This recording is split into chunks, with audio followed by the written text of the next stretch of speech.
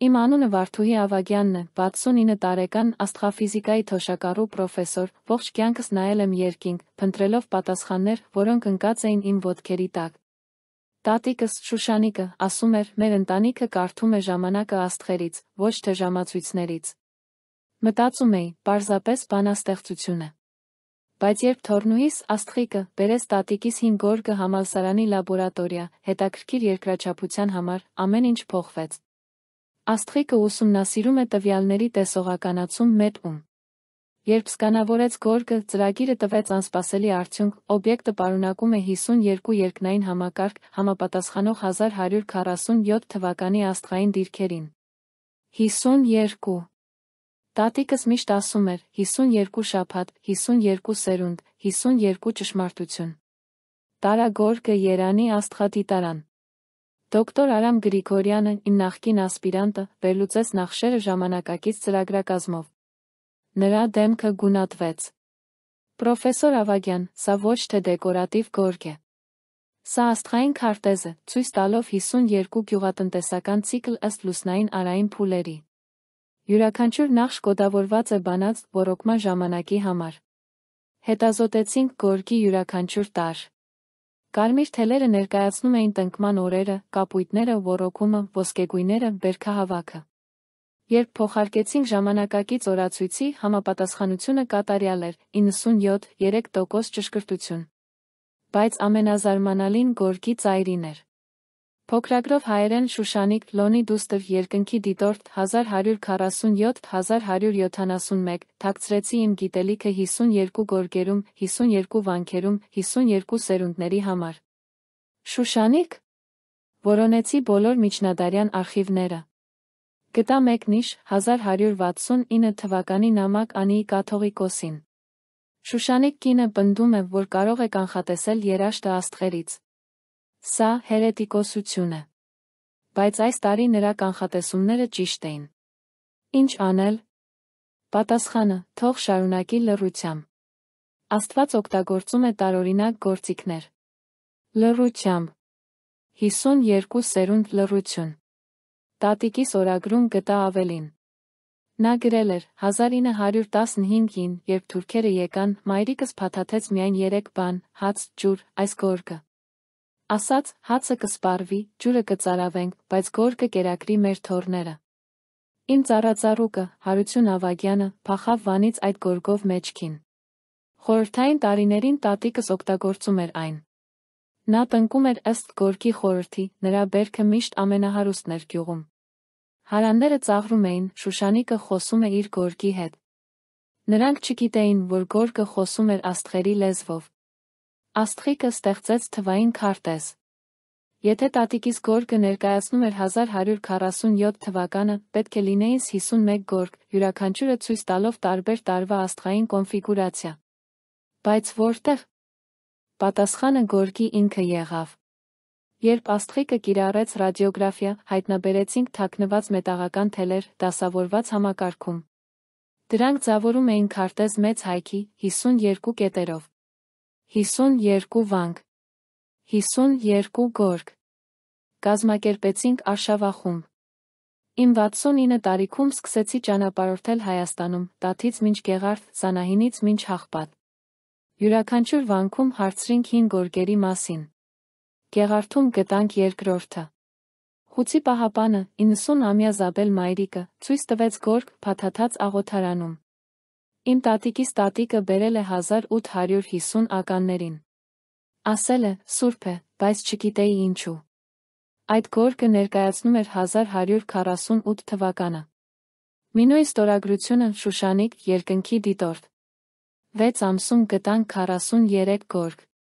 Յուրաքանչյուրը պատմում էր տարվա պատմություն, 1147-ից մինչ 1198։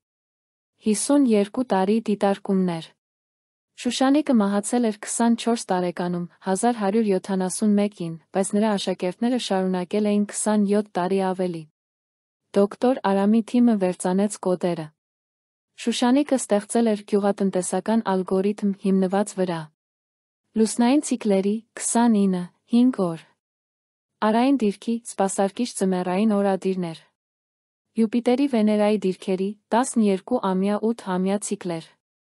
Տեղական կլիմայի նախկինում դիտարկված օրինակների։ Փորձարկեցինք համակարգը Արարատյան դաշտում։ Եթե ֆերմերները ոռոգում էին ըստ Շուշանիկի աստղային ժամացույցի, ջրի օգտագործումը նվազում էր 34%-ով, բայց բերքատվությունը բարձրանում էր 28%-ով։ Գլոբալ գյուղատնտեսական կորպորացիա առաջարկեց $300 միլիոն գորգերի ալգորիթմի համար։ Ասացին, կպատենտավորենք, կկիրառենք աշխարհով մեկ։ ՄԱԿ-ի պարենային ծրագիրը խնդրեց բացառիկ մուտք։ Հիշեցի տատիկի խոսքերը, աստղերը պատկանում են երկնքին, երկինքը բոլորին։ Հրավիրեցի պաշտոնական ասուլիս։ Հայտարարեցի, բոլոր 43 գորգերը նվիրաբերվում են Մատենադարանին։ Աստղիկի թվայնացված ալգորիթմը դառնում է open source, անվճար ներբեռնելի 42 լեզուներով։ Միակ պայմանը, համակարգը կոչվի Շուշանիկի ժամացույց, յուրաքանչյուր օգտագործող պետք է իմանա պատմությունը։ Համալսարանը զայրացավ։ Կորցրեցիք միլիարդներ։ Պատասխանեցի, շահեցինք ավելին։ Շուշանիկը չպատենտավորեց երկինքը։ Ես չեմ պատենտավորի նրա ժառանգությունը։ 6 ամսում 67 երկիր ներբեռնեց ծրագիրը։ Քենիայում ֆերմերները խնայեցին 12 միլիոն լիտր ջուր։ Բանգլադեշում բրնձի բերքը բարձրացավ 31%։ Պերուում անկելները վերականգնեցին հին ինկայական տնկման ցիկլերը, օգտագործելով Շուշանիկի մեթոդաբանությունը։ Բայց դեռ 9 գորգ բացակայում էին։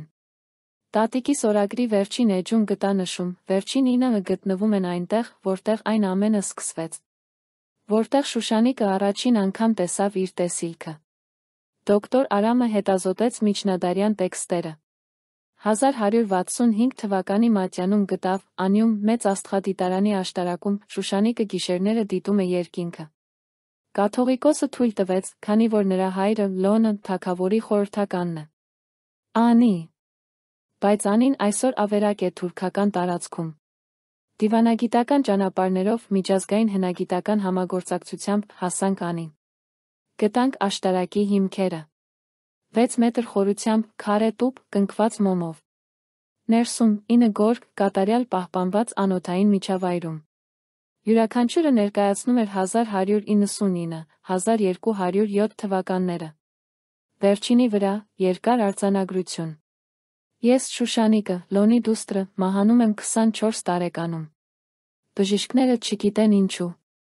Բայց ես գիտեմ, 52 գիշեր անքուն դիտել երկինքը սպանում է մարմինը, թեկուզ կերակրում է հոգին։ Չեմ զղջում։ Այս 52 գորգերը պարունակում են 52 տարվա աստղերի իմաստությունը։ Թող իմ դուստրերը, կանայք հաջորդ 52 սերունդների, օգտագործեն դրանք։ Երկինքը ազատ դասարան է։ Իմ դասերը ազատ են։ Կարդացի բարձրաձայն պաշտոնական արարողությանը։ Հայ, թուրք, միջազգային պատվիրակներ լացում էին։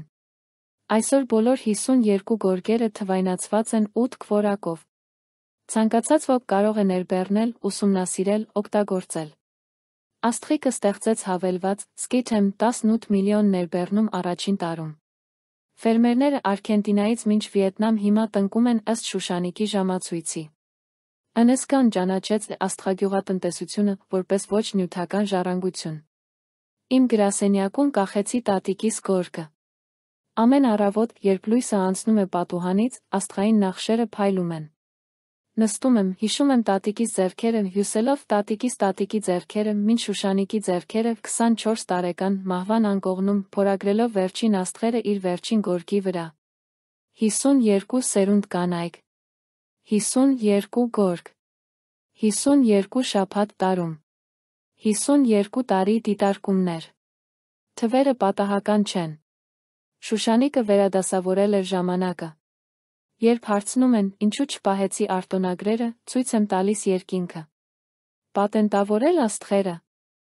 Շուշանիկը մահացավ, որպեսզի երկինքը մնա ազատ։ Ես չեմ դավաճանի 52 սերունդ անանուն աստղադիտորդների, որոնք պահպանեցին այս գիտելիքը ներխուժումների, ցեղասպանության մոռացության միջով։ Աստղիկը այժմ ուսումնասիրում է մնացած 8 գորգերը, որոնք դեռ չեն գտնվել։ Տատիկիս օրագրի վերջին տողում գրված է, երբ բոլոր 52-ը միավորվեն, բացվի 53 գրթը։ Այն ցույց կտա ոչ թե անցյալը, այլ ապագան։ Դեռ փնտրում ենք։ Բայց արդեն գիտենք, ամենակարևոր գանձը արդեն ազատ է։ 18 միլիոն մարդ օգտագործում են Շուշանիկի ժամացույցը։ Յուրաքանչյուրը, երբ նայում է դեպի երկինք, տնկելու համար, ոռոգելու, հունձելու, նրանք տեսնում են այն, ինչ Շուշանիկը տեսավ 877 տարի առաջ։ Երկինքը մեր ամենամեծ ժամացույցն է։ Եվ ժամանակը պատկանում է բոլորին։